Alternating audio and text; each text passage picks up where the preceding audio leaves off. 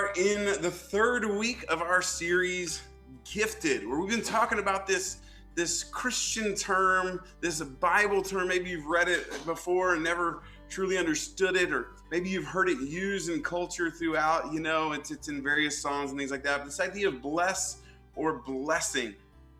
And we said that blessings, when you look at the Hebrew scriptures specifically, were these gifts or these words of honor, or they were at times giving something or someone purpose. And this was considered a blessing, but no matter what they were, it was considered a gift.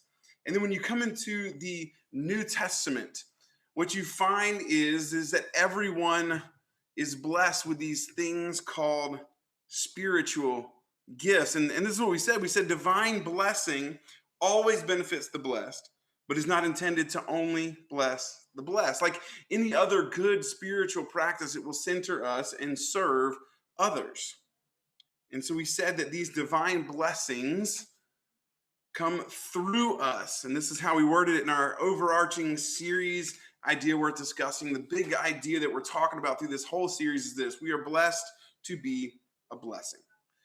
And last week we looked at these things called spiritual gifts, and some people took assessments to figure out, well, what are my gifts? How can I start getting an understanding of my gifts? And we began to look at those, and we said that it's important because identifying our spiritual giftedness aligns us with our spiritual purposes. If you want to know what you should be doing in the world, it's great to identify how you are gifted, especially spiritually. And so this week, we're going to kind of take this next step as we begin to unfold this idea of our giftings and being blessed to be a blessing. And here it is. Our idea worth discussing today is this: unless you use it, your gift is useless. Unless you use it, your gift is useless. Maybe you identified in our icebreaker a gift that you received that you immediately re-gifted or you never used, right? Like if you didn't use it, it was ultimately useless. It just becomes a paperweight, or it just becomes what it is, but it's never used for the purpose that it was given to you for. And then maybe you re-gifted it, so maybe someone else can get purpose out of this thing.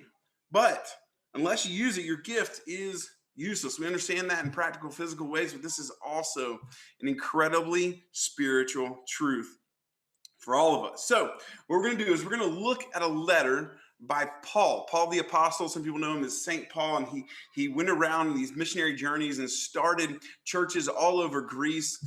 And we're going to find he's going to write these letters to these churches, and this is what most of the New Testament is made up of: are these letters that these church leaders would write to these various churches and Christians in the very earliest, within the first 100 years of this church even being in existence. These people write these letters.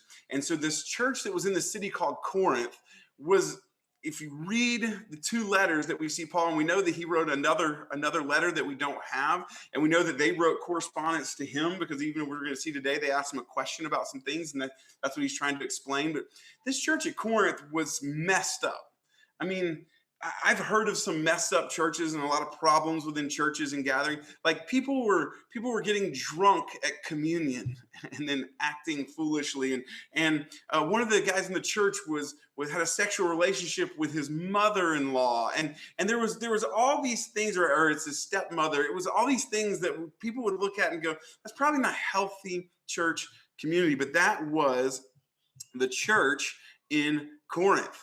It had all kinds of issues. And so Paul is writing to them about various things. And apparently they're going to have a question regarding spiritual gifts. We don't know what this question is, but we do see Paul's answer over about 3 chapters. And we're just going to kind of briefly get into his answer. He's going to give us the why behind using these spiritual gifts, not necessarily the how, because the how can take different forms. The why is what is going to compel us and motivate us to use our gifts so that they are not useless. So here we go. He says, now, dear brothers and sisters, regarding your question about the special abilities the Spirit gives us, I don't want you to misunderstand this. You know that when you were still pagans, you were led astray and swept along in worshiping speechless idols. So I want you to know that no one speaking by the Spirit of God will curse Jesus. And no one can say Jesus is Lord except by the Holy Spirit. So you're seeing these messages that you're getting, just so we're clear. No message by the Spirit of God will curse Jesus. And no one without the Spirit of God will claim that Jesus is Lord or the leader of their life. Now, in our Q&A series we had last month, we did have someone ask a question about witchcraft and spiritual gifts. And I was like, okay, well, I'll hold off on this one and we'll talk about it. Like, why can you be spiritual as it is related to the things of God, but you can't deal with these other spirits? And I'll say that Paul addresses this right here. It's what kind of spirit, what does the spirits that you are conjuring, that you are working with, what do they claim about Jesus? And what we know of witchcraft, they do not claim that Jesus is Lord. And so that would be what authority are you putting yourself under? And I would say that any authority that does not claim Jesus is Lord is not good for those, especially who are pursuing Jesus and following Jesus with their life or pursuing a relationship with God. And the difference is the Spirit of God will always provoke that out of you that Jesus is Lord. Okay, so just a quick aside note there regarding spiritual gifts, and these are spiritual things. Let's continue. He says there are different kinds of spiritual gifts, but the same Spirit is the source of them all.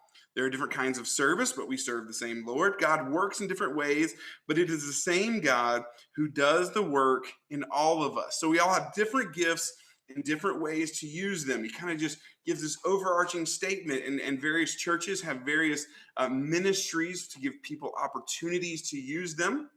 And maybe if you've been in church before, you've been a part of those ministries. If you've not been a part of a church before, maybe you're wondering, well, what are those here at Downtown Faith? How could I get involved? We'll always let you know the answer to that. But it's this idea that God is working in us, and these special abilities, these things that the Spirit is doing in us, is part of the work that God is doing in us. And maybe you ask, well, what is the work that God is doing in us? I'm so glad you asked. I like to illustrate it this way here. And this is the idea. This is the transformation process, the work that is going on inside of us.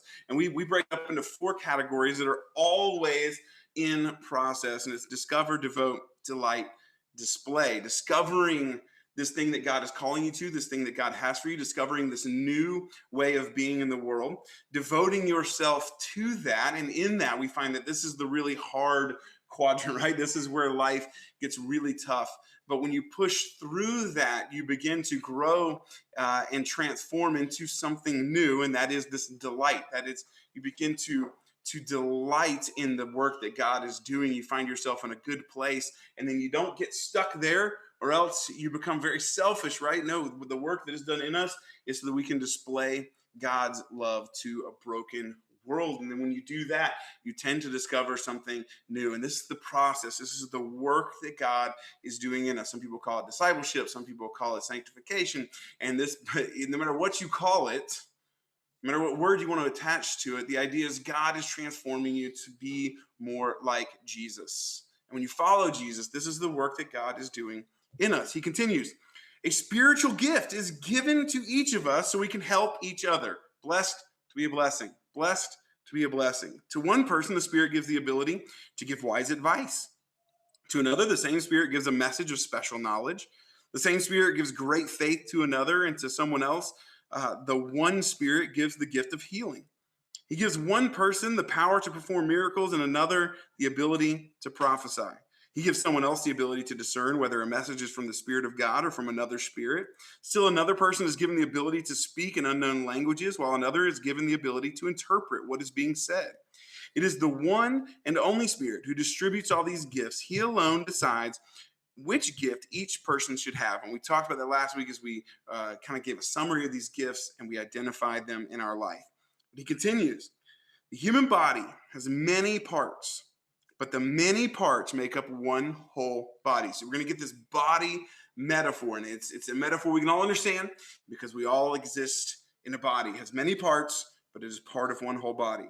So it is with the body of Christ, this gathering of people who have the Christ, who recognize that Christ is in them. They follow Jesus. They've been made alive and aware to what God is doing in the world through Jesus. It says some of us are Jews, some are Gentiles, some are slaves, some are free, but we have all been baptized into one body and one spirit. We have been immersed in this one body and one spirit, and we all share the same spirit. Yes, the body has many different parts, not just one part. And he's going to go in and continue to explain this. And I really want you to track with these next things that he says. If the foot says, I am not a part of the body because I am not a hand. The foot says, I'm not a hand, so I'm not a part. That does not make it any less part of the body. And if the ear says, I am not a part of the body because I am not an eye, would that make it any less part of the body? If the whole body were an eye, how would you hear? Or if the whole body were an ear, how would you smell anything? But our bodies have many parts, and God has put each part just where he wants it. This purpose around these gatherings, these assemblings of people, these communities of faith, is that when you're a part of this community of faith, you've been given something on purpose for a purpose. How strange a body would be if it had only one part. Yes, there are many parts, but only one body. The eye can never say to the hand, I don't need you. The head can't say to the feet, I don't need you. In fact, some parts of the body that seem weakest and least important are actually the most necessary. And the parts we regard as less honorable are those we clothe with greatest care. So we carefully protect those parts that should not be seen, while the more honorable parts do not require this special care. So God has put the body together such that extra honor and care are given to those parts that have less dignity. This makes for harmony among the members, so that all the members care for each other. This idea that if you think your gifting or you think what you bring to the table isn't important, you're wrong. Because just like the body has lots of different parts, so these communities of faith were to have lots of different parts and lots of different people who bring different things to the table, to the body, so that all the members care for each other. Remember, this is about each other and the care for each other. If one part suffers, all the parts suffer with it. And if one part is honored, all the parts are glad. Imagine that connectedness and that kind of unity within a group of people. It's rarely ever seen, right? Maybe at your workplace, someone gets a promotion, and those who didn't get the promotion, they're not glad, right? They look at it as they're suffering.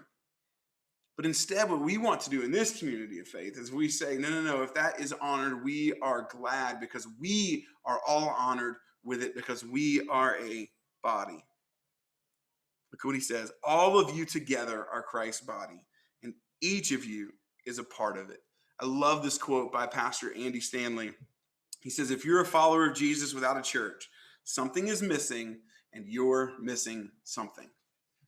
If you follow Jesus and you don't have a church and you're not in this community of faith, something is missing and you're missing something. A body part is missing that could bring something to the body. Paul's going to continue as he talks to them about the importance of their unity and using their gifts. He says, here are some of the parts God has appointed for the church. First are apostles, second are prophets, third are teachers, and those who do miracles, those who have the gift of healing, those who can help others, those who have the gift of leadership, those who speak in unknown languages. Are we all apostles? Are we all prophets? Are we all teachers? Do we all have the power to do miracles? Do we all have the gift of healing? Do we all have the ability to speak in unknown languages? Do we all have the ability to interpret unknown languages? Of course not. Of course not. We sat around last week in this discussion and we identified our gifts. And the thing that we saw was that they were diverse. We are not all the same. And that's good because it's good for the whole body. Look what he says here. He says, so you should earnestly desire the most helpful gifts. The most helpful. What gifts in this group can you get the most use out of that you have to help other people? And he says, but now let me show you a way of life that is best of all. And he's going to go into 1 Corinthians 13, which is oftentimes used at weddings about how important love is.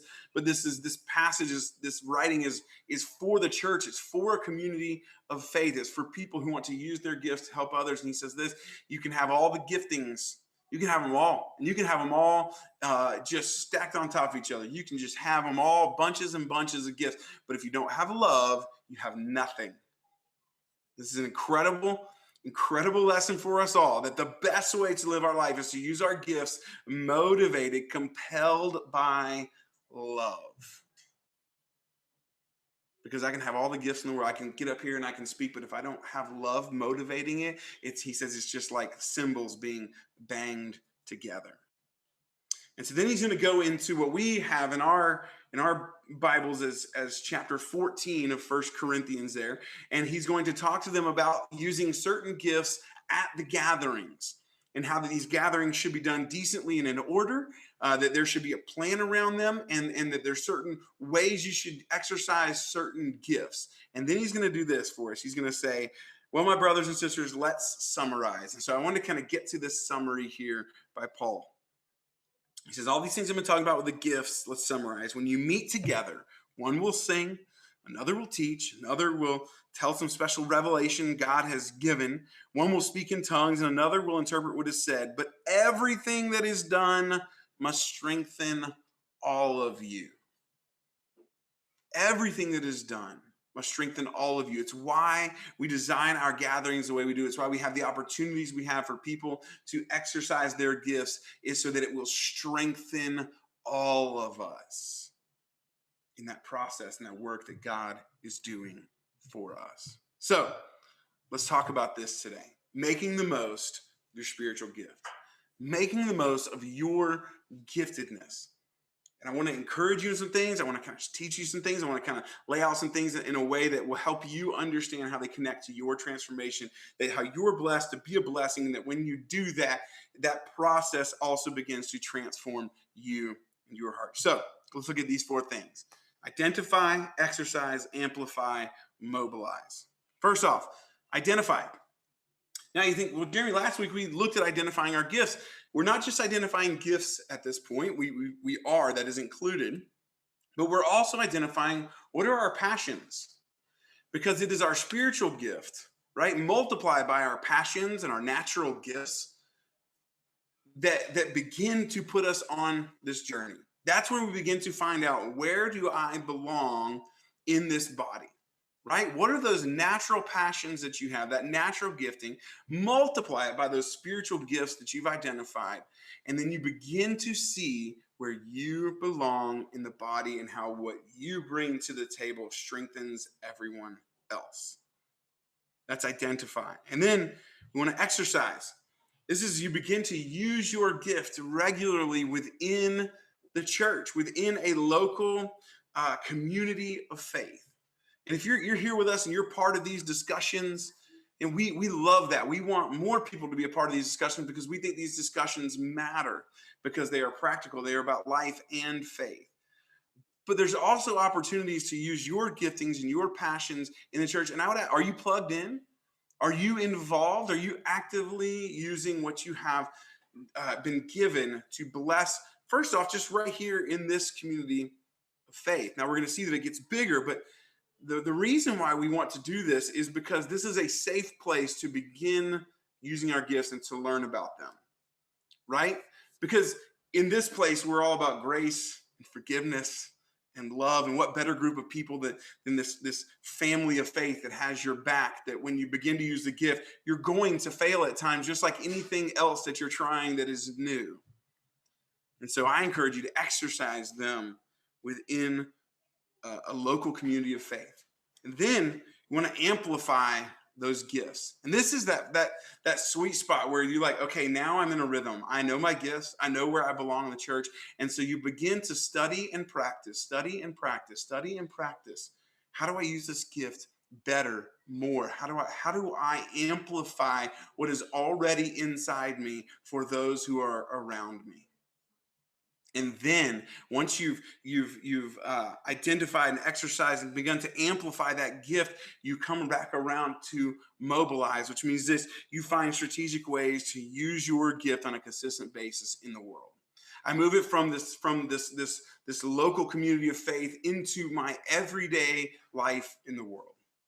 And you begin to use your gift. You begin to see your purpose as part of the church, yes, and then even greater in the world around you. And so we see what this looks like. And so adding this to our graphic earlier, we see that it follows this fourfold spiral that opens us up to transformation as we discover these things and about us. And then we devote ourselves to exercising them. And then that's when we find ourselves in the sweet spot, that delight in what God is doing in us and in our purpose. It begins to amplify that gift, and then we display it to a broken world, and we go out and we mobilize our gift. We put legs on it, not just for a community of faith, but for the world around us. And this is always about bigger and more and what God is doing in and through you.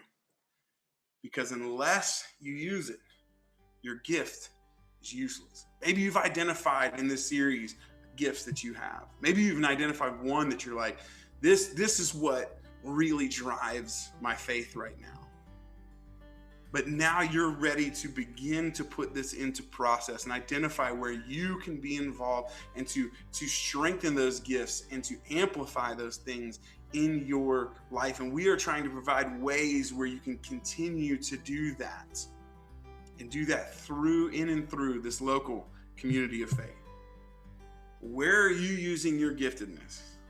How are you using your giftedness, your passions, your natural abilities multiplied by your supernatural abilities, these special abilities that God gives us?